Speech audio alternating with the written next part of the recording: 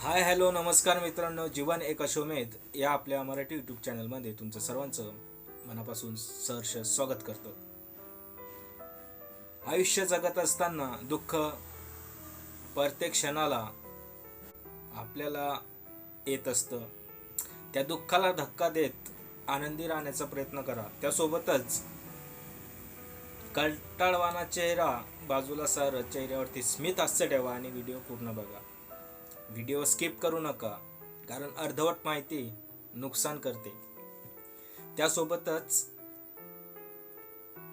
चॅनलवर नवीन असाल तर चॅनलला सबस्क्राईब करायला विसरू नका. तुमचा एक सबस्क्राईब, तुमची एक कमेंट्स माझ्यासाठी प्रेरणा ठरेल. तर मित्रांनो, आज समाजामध्ये तुमच्या नजरेस आलं असेल की घरगुती हिंसा म्हणजे डोमेस्टिक व्हायलन्स आपल्या नजरेस येत असतील. अशा घटना घडतात समाजात की त्याने मनाला चटका लागतो. मन सुन्न होतं की असं का झालं. तशीच सत्य घटना तुमच्यापर्यंत पोहोचवण्याचा, त्यातून जनजागृती होईल. कुठेतरी हिंसा आपल्या नजरेस आली तर आपण त्या गोष्टीला थांबवण्याचा प्रयत्न करा. तर मित्रांनो, वेळ न घेता किंवा तुम्हाला बोर न करता आपण आपल्या स्टोरीकडे जाऊया, कारण वेळेची काही सीमा असते. आजची स्टोरी सुरू होते मित्रांनो संध्या नावाच्या मुलीपासून. साधारण कुटुंब, गरीब कुटुंब, हातावर पोट घेऊन जगणार कुटुंब. म्हणजे काम करा, कष्ट करा आणि भाकरी खा, असं कुटुंबाची कथा. त्यात प्रामुख्याने आई बाबा, 2 भाऊ आणि संध्या, म्हणजे प्रमुख घरातील सर्व सदस्य मिळून 5 लोकांची ही फॅमिली. गरीब फॅमिली, त्यामध्ये आर्थिक तंगी, शिक्षणाचा अभाव. संध्या शाळेत जाते, अभ्यास करते. भाऊ पण शाळेत जातात, अभ्यास करतात. दिवसामागे दिवस लोटतात. संध्या थोडी मोठी होते. संध्या स्वप्न रंगवू लागते की मला डॉक्टर व्हायचं आहे, मला IPS ऑफिसर व्हायचं आहे, मला हे व्हायचं आहे, मला ते व्हायचं आहे. त्यासोबत तिच्या मैत्रिणी. एक असा छान काळ असतो त्या पिरियडमध्ये की म्हणजे मुक्तपणे, स्वच्छंदपणे बागडणारी संध्या वयाच्या 17व्या वर्षी संध्याच्या जीवनाला एक नवीन सुरुवात होते. ती अशी की संध्यासाठी एक स्थळ चालून येतं.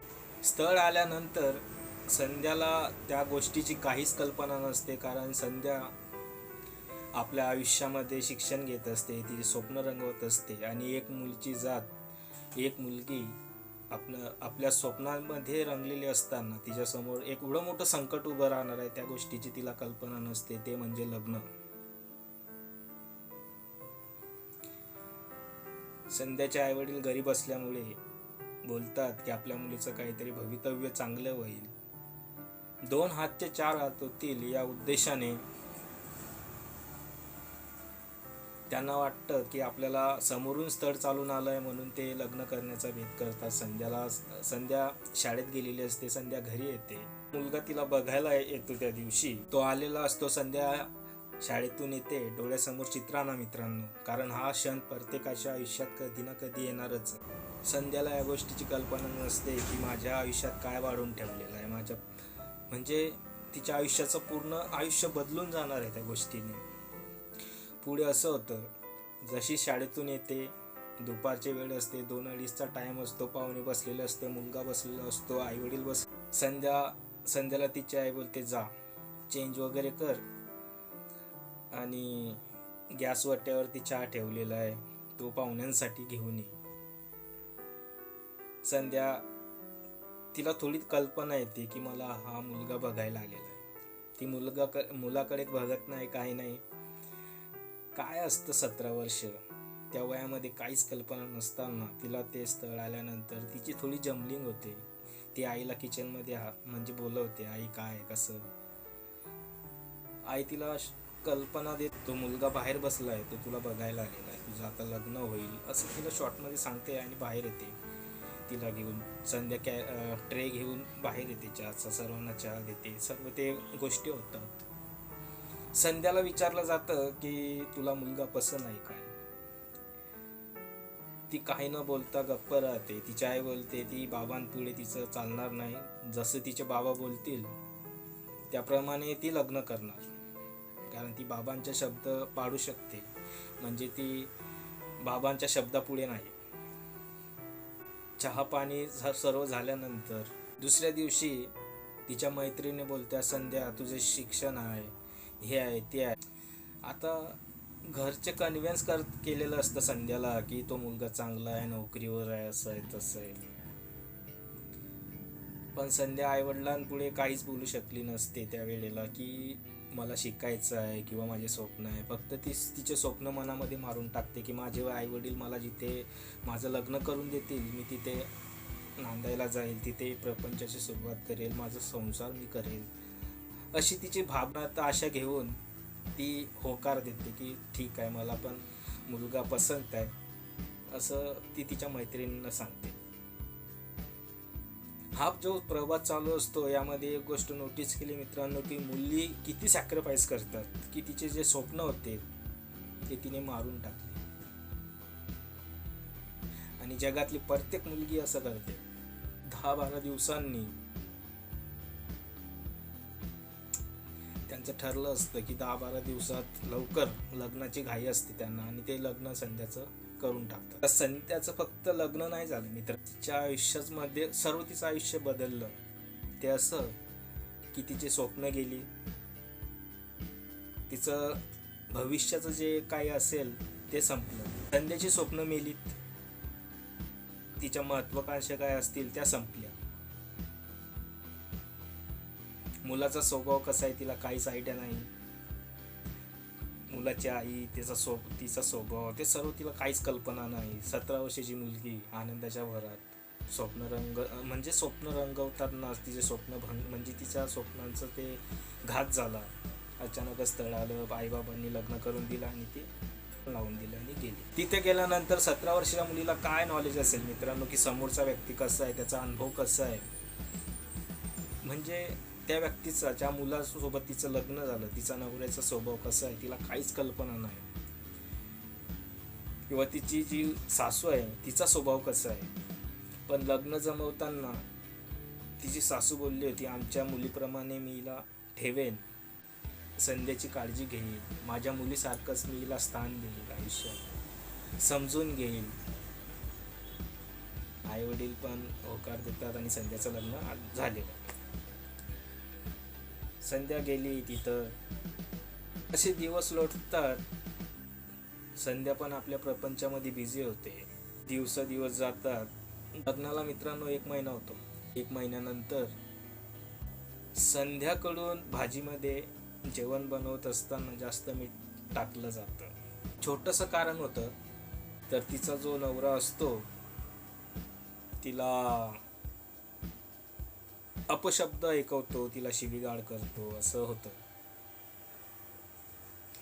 मुलीची जात म्हटल्यावर ती शांतपणे ऐकून घेते. तिचं काही ज्या भावना असतात त्या डोळ्यात पाणी येतं की छोटीशी चुकी आहेत. माझ्या आईवडिलांच्या घरी अशा भरपूर गोष्टी झाल्या, पण इकडे सर्व बदललेलं. कारण मॅच्युरिटी तिला अजून काहीच कल्पना नाही की घर ते घर असतं, आईवडिलांचं जे घर असतं, की असं जर माझ्या घरी झालं असतं तर बाबांनी किंवा आईने मला एवढं बोललं नसतं. जो माझा लाईफ पार्टनर आहे तो मला शिवी देतोय, त्याची आई काही बोलली नाही त्यावेळेस की जाऊ दे, तिला अजून नॉलेज नाही आहे आपल्या घरात काय आहे कसं आहे. म्हणजे नवीन मुलीला काय आयडिया असणार. तिच्याकडून भाजीमध्ये मीठ जास्त टाकलं गेल्यामुळे तिचा नवरा जो असतो तिला शिवीगाळ करतो. ती रडते. तिला दिवस आठवतात की माझ्या आईवडिलांच्या घरी मी कशी राहत होती. अजून लग्नाला 1 महिना झालेला आहे आणि माझ्यासोबत असं, म्हणजे तिचं पूर्ण आयुष्यच बदललं ना. भाजीमध्ये मीठ पडलं. त्यानंतर नवऱ्याने शिव्या दिल्या. तिची जी सासू होती की तिला म्हणजे एक शब्द दिला होता आईवडिलांना की तुमच्या मुलीला मी माझ्या मुलीप्रमाणे वागवेन, समजून घेईल, सांभाळून घेईल. पण ते उलटच झालं. नवऱ्याने शिव्या दिल्यानंतर सासूने पण तिला शिव्या घातल्या. 17 वर्षाची म्हणजे मुलगी आहे अजून. तिला प्रपंचाचं काहीच नॉलेज नाही, लोकांचं काही नॉलेज नाही, समोरचा व्यक्ती कसा आहे ते माहीत नाही. आणि हा जो प्रवास होता चालू राहिला. लग्नाला 6-7 महिने झाले. म्हणजे ती भांडणं चालूच होती पण टोकाला नाही गेली होती. तर मित्रांनो, काळ अजून लोटला. आता संध्याच्या लग्नाला 1 वर्ष झालं होतं. संध्या सर्व अन्याय सहन करत होती. त्यात तिला मानसिक ताण होता. तिला समजून घेणारा जो लाईफ पार्टनर होता तो समजून घेत नव्हता. काही चुकलं असेल तर तिला मारहाण करायचं. पण ती कोणाला सांगत नव्हती. तिच्या आईबाबांना, भावाला कोणाला सांगत नव्हती. कारण का, मी जर घरी सांगितलं, माझ्या आईवडिलांना सांगितलं तर माझ्या बापाची इज्जत जाईल या भीतीने ती मुलगी संध्या शांत होत होती, रडत होती. काय असेल त्या हाल अपेष्टा सहन करत होती. लोक माझ्या बापाला नाव ठेवतील, आईला बोलतील, ही मनात भीती घेऊन ती आपलं प्रपंचात येईल तो दिवस काढत होती. पण ते बोलतात ना, एक वेळ अशी येते, एक पॉइंट असा येतो की त्या वेळेला सर्व संपतं. म्हणजे एक दिवस तिच्या आयुष्यात असा आला मित्रांनो की संध्याने काहीतरी एक सण होता. तो सण साजरा करत असताना आता माहित आहे की कोणतीही मुलगी असेल तर ती संध्या नटून थाटून म्हणजे आपला सण आहे ना तो साजरा करणार. संध्याचा जो लाईफ पार्टनर असतो तो संध्याला सांगतो की मला एक बिझनेसमध्ये किंवा एक बिझनेस करायचा आहे, मला त्यासाठी मला काहीतरी भांडवल लागेल, तर तू तुझ्या आईवडिलांकडून पैसे मागवून घे. संध्या विचारात पडते की, आणि तिच्या नवऱ्याला बोलते की पैसे मागून म्हणजे नेमकं काय म्हणायचं आहे की नाही, पैसे मागवून घे, बिझनेस उभारायचा आहे, मला बिझनेस करायचा आहे, त्यासाठी मला भांडवल लागणार आहे आणि तुझ्या आईवडिलांकडून मला पैशांची मदत झाली ती मी त्यांना परत रिटर्न करणारच आहे. हिशोबाने तू पैसे घे, मला 5 लाख काय असेल ते अमाऊंट मागतो. पण संध्याच्या घरची काय जे परिस्थिती असते ते सर्व डोळ्यासमोर असल्यामुळे संध्या तिच्या नवऱ्याला सांगते की माझ्या वडिलांकडे काहीच नाही आणि ते कुठून देतील एवढी मोठी रक्कम तुम्हाला. असं ऐकल्यावर तिचा जो लाईफ पार्टनर असतो, तिचा नवरा असतो, संध्याला खूप मारहाण करतो, एक्स्ट्रीम लेवलची मारहाण करतो. म्हणजे त्याच्या हातात जर काय आलं, त्या हातात जे येईल त्या वस्तूने तिच्यावर मारा करतो आणि खूप मारतो तिला. म्हणजे यामध्ये असं होतं की अपमान केला असं त्या तिच्या नवऱ्याची भावना होती की माझा तू अपमान करते, मी तुला सांगतोय की तू तुझ्या आईवडिलांकडून पैसे मागवून घे, मला बिझनेस करायचा आहे, असं आहे. तर पण ती बोलते की माझे आईवडील गरीब आहे, कुठून आणतील एवढे पैसे, आणि जे काय होतं त्यांनी माझ्या प्रपंचासाठी किंवा माझं लग्न करत असताना ते स्वतः कर्जबाजारी झाले.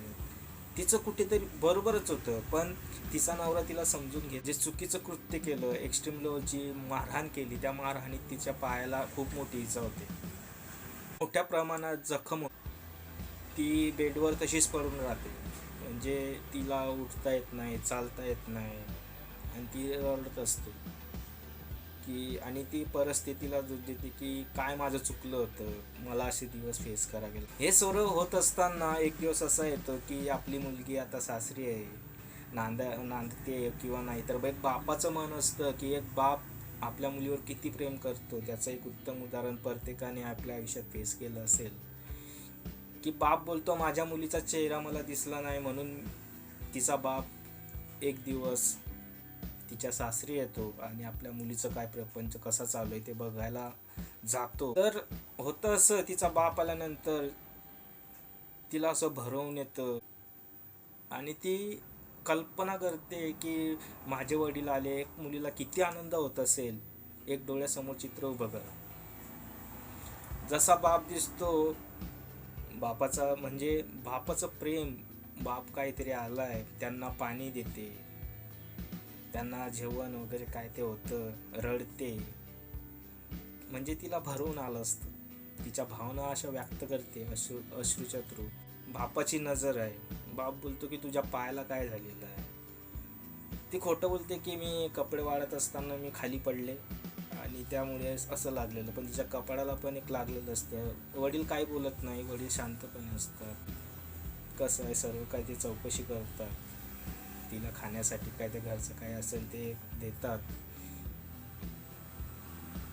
की सर्व ठीक आहे ना. मग ती होच सांगते. बा बोलतात तिला की तुला हे जखम पायाला म्हणजे तू असं तिला चालता येत नसतं,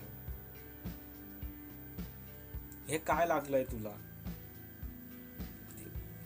वरून पडले असं तरी खोटं बोलून ती विषय टाळाटाळ करते. मग डोक्याला असं तसं. तिच्या बापाला काही कल्पना येत नाही. तिच्या पप्पा बोलतात की ठीक आहे. ते पण दिवस जातात. परत परत संध्याला तेच सहन करावं लागतं. अजून काही काळ जातो. एक दिवस संध्याच्या आयुष्यामध्ये म्हणजे एक बदलाव किंवा असं काहीतरी होतं. तो असा एक दिवस असा येतो मित्रांनो की संध्या काम करत असते आणि तिला चक्कर येऊन ती खाली पडते. चक्कर आल्यानंतर खाली पडल्यानंतर तिची सासू आहे ती हॉस्पिटलमध्ये तिला घेऊन की काय झालं. तेव्हा त्यांना कळतं की आता संध्या आई घरामध्ये आनंदाचं एक वातावरण तयार होतं, पण तिच्या नवऱ्याच्या मनामध्ये जो अपमान होता की पैसे मी मागितले आणि यांनी पैसे दिले नाही, तो अपमान त्याच्या डोक्यात राहतं. ती फिट झालेलं असतं डोक्यात की मला पैसे हवे यांनी दिले नाही. त्याला हे काही घेणं देणं नसतं, म्हणजे त्याला जबाबदारीची जाणीव नसते. आता होतं असं, परत त्याच गोष्टी होतात परत.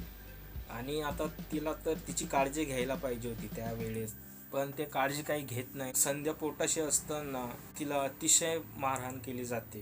ती सहन करत असते समाजासाठी.